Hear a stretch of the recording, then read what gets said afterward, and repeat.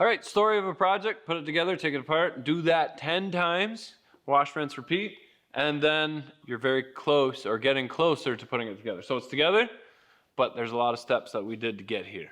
Here we go.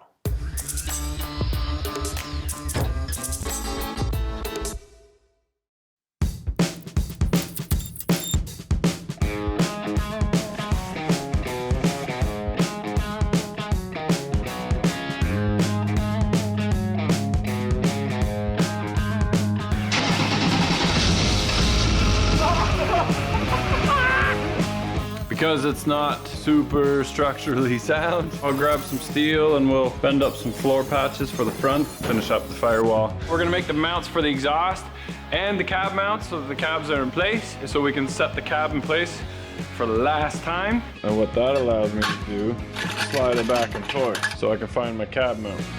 Now all I gotta do is put the steering column back in again. And I got the Ididit steering column in there. Make sure I don't hit the exhaust. Oh man, look at that. All right, back on the C10, where we left off was we needed to do some cab mounts, and we put the sick interior in there, mainly just for show, because we got a lot of work to do before that stays in permanently.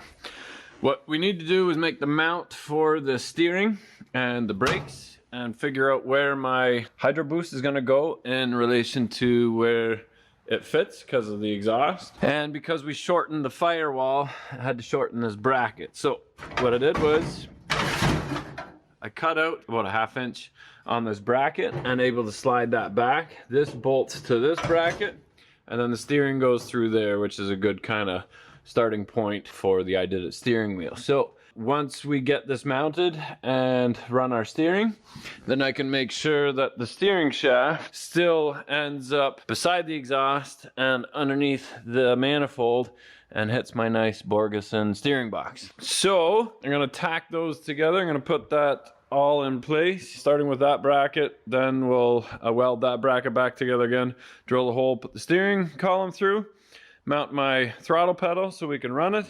But before we do all that, we're gonna take this interior back out again while my hands are cleanish. I did just wash them, honestly. I just came from break. It's more of a stain than dirt, so let's see, it didn't get it dirty. It should be okay. I'm gonna pull that out because we're gonna do some tack welding in there, and we don't want anything to happen to this. So here we go.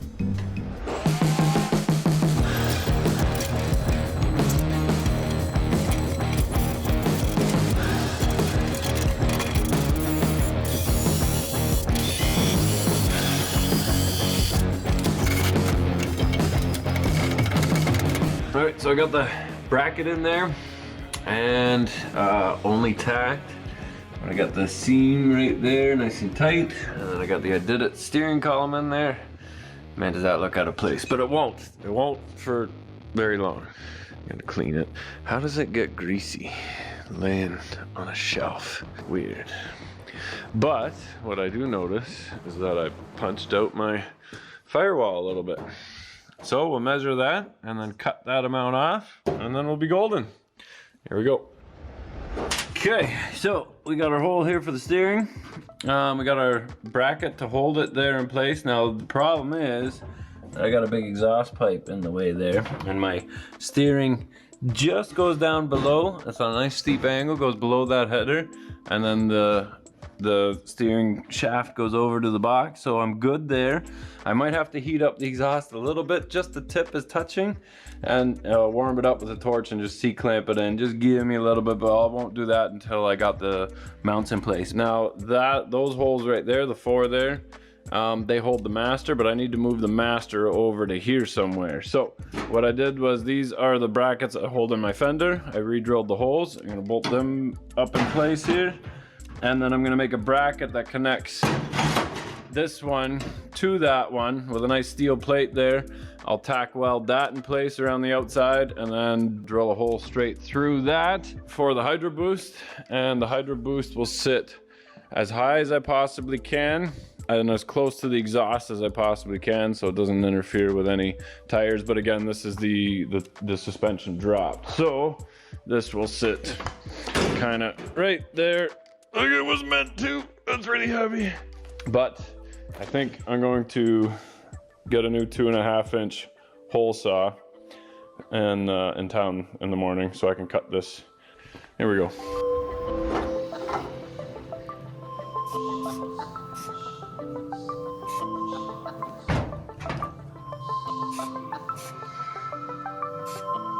This is just to mark the holes. Not enough paint, too much paint, perfect amount. Focus, focus. Yelling at it doesn't seem to do anything. Anyway, that's where we're gonna drill some holes.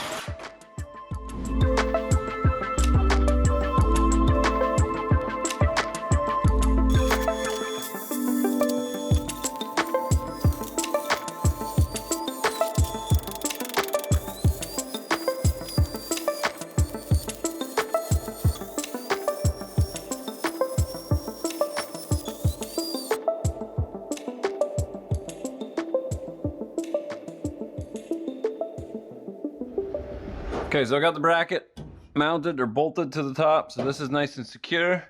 I grabbed the bar that slides through, that's how the clutch works, and then we'll connect this to that, so then as the brake pedal moves, this will spin, and then that linkage will come down, and then I can put my master here. So to figure out where the master's got to go, I did take this bracket off, and now I can kind of just place it here as I need to, making sure that my nitrogen cartridge or the cartridge there doesn't interfere with the exhaust, and that it's not too close to the fender, and it's not too high, and it's not too low. I need the exhaust to go that way to miss the steering, and I need the exhaust to go that way to miss my Hydroboost.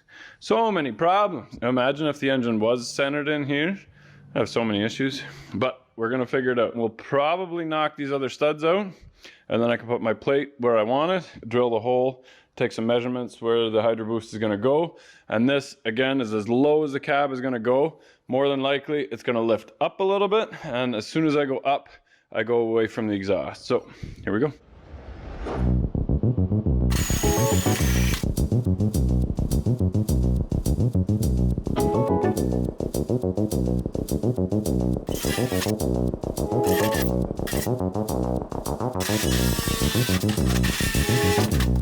Okay, so I got my 4 holes drilled for the studs, and then the master comes through, and we'll weld a linkage down to here. So now I want to make a plate that connects to here with the same holes in it that I can weld to this plate and to this plate, and then it'll be 100% secure. That firewall will not flex. No need for more beads in here because that firewall will never ever move. I won't weld it right away just because I can weld this seam. I'm not gonna weld this seam in case we have to move something or tweak something. Once I weld that, I can't unbolt it anymore. So once that's bolted in place, I'll put my master on, and then we can secure the cab mounts. Here we go.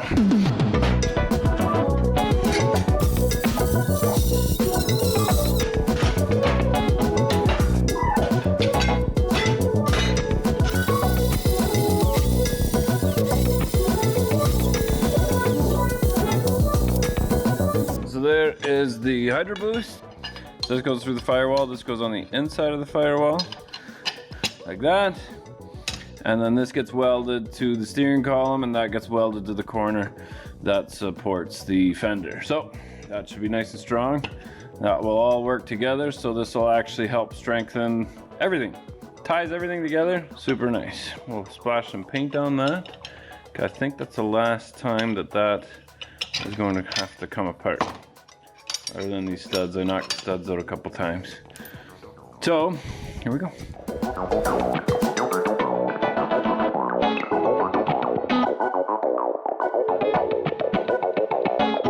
So I'm not sure if Bad Obsession Motorsports would approve of my bracket.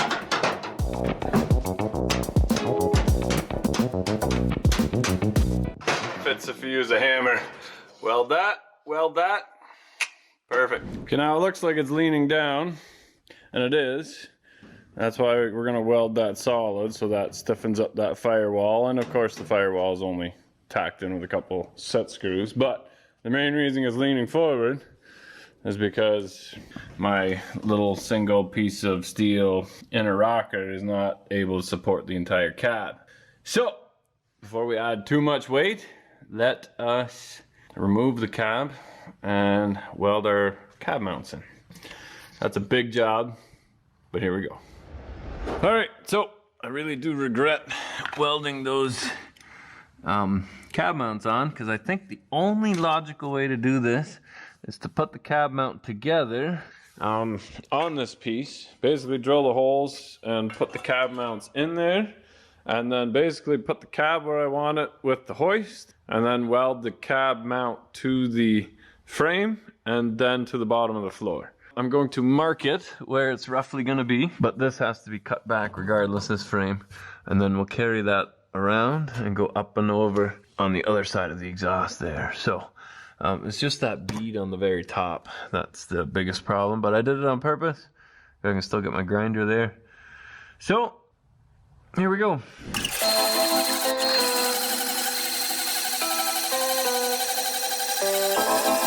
Okay, so this is that roofing steel that I got from V&R. I'm gonna cut a chunk out 7 inches. This is nice and high, and I'm gonna bend an angle on one side so that the floor slopes, but then the mount will be straight. So here we go.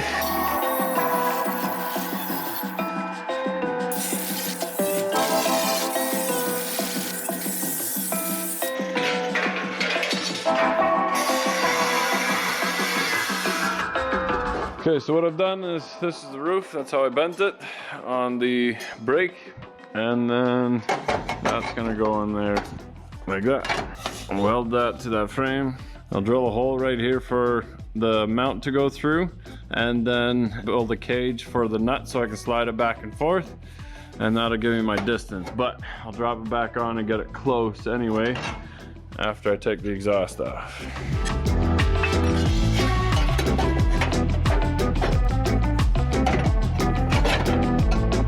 Okay, so I took some square stock, welded it to a washer, and then cut a piece of tube out that fit around that. So it looks like this, and what that allows me to do is slide it back and forth about 2 inches so I can find my cab mount. I don't know what that will do when it's done, when it's not burning hot.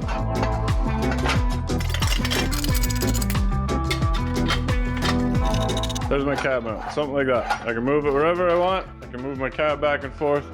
When I bolt it down, when I weld this, I'll drill some holes in here. We'll spot weld that to the bottom of the cab. And then we'll weld this to that runner that's there, continue that runner on.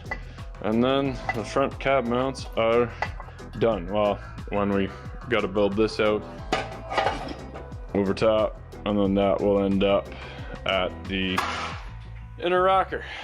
Now it's like 12:30 at night. I'm starting to get tired, but I really want to weld those front cab mounts on and have my cab sitting level again.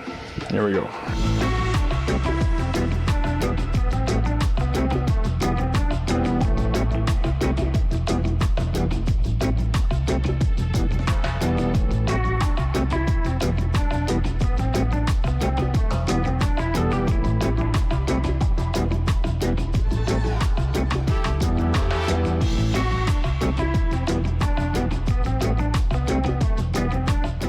Okay, we got our exhaust back on again. We've got our mounts bolted now to the cab. They're in the middle, so I can still slide the cab back and forth by measure from the frame over to the rocker. And that should be it. Supporting the cab now from my cab mount. Now all I gotta do is put the steering column back in again. Make sure I don't hit the exhaust, because I can still tilt one way or another. Weld my brake booster properly, like about there. And then we are golden. Here we go. Because I did weld the plate to my bracket there. Shouldn't be an issue because that is actually spot welded to the firewall and everything is done. I only tacked it on that corner in case I got to move that for the fender. But we stick our Ididit steering column in. Pretty sweet setup because rather than screwing around with all the old bearings and shaft and stuff in the old one, this is nicely rebuilt. Plus it's got tilt, which is handy because I'm 6'4" or something like that. And then you have your option of column shift or no column shift. So GTO doesn't have one and it's done in black. Figured I'd do chrome on the inside of this one, kind of to match the door handles and stuff. Gotta get a steering wheel for it yet, but we'll line this up.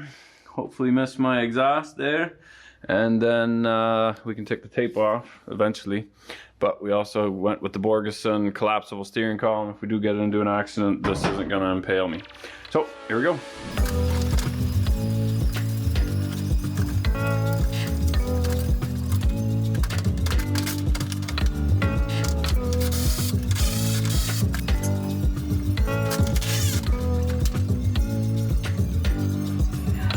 Oh, that's beautiful. I'm so happy.